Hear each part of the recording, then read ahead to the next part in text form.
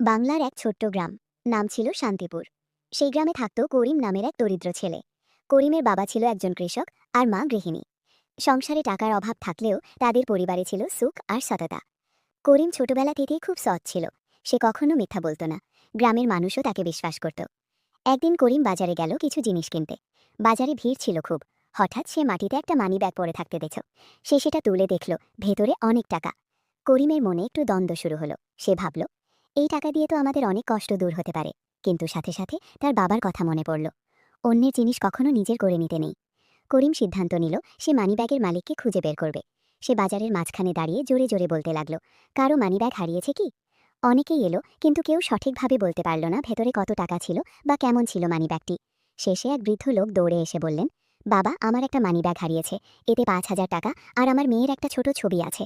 করিম money bag খুলে দেখল, সবই ঠিক আছে। সে হাসি মুখে মানিব্যাগটি বৃদ্ধের হাতে তুলে দিল। বৃদ্ধটি খুব খুশি হয়ে বললেন, বাবা, তুমি সত্যিই ভালো ছেলে। এই নাও কিছু টাকা, তোমার জন্য পুরস্কার। করিম বিনয়ের সাথে বলল, না চাচা, এটা আমার দায়িত্ব ছিল। আমি শুধু সঠিক কাজটাই করেছি। এই ঘটনা পুরো গ্রামে ছড়িয়ে পড়ল। সবাই করিমকে আরও বেশি ভালোবাসতে লাগল। কিছুদিন পর গ্রামের স্কুলে নতুন শিক্ষক আসলেন। তিনি করিমের সততার কথা শুনে তাকে ডেকে নিলেন। তার পড়াশোনার খরচ বহন করার দায়িত্ব নিলেন। ধীরে ধীরে করিম বড় হয়ে একজন সম্মানিত মানুষ হল। সবাই তাকে শ্রদ্ধা করত তার সততা আর চরিত্রের জন্য। নৈতিক শিক্ষা। সততা মানুষকে ছোট করে না, বরং একদিন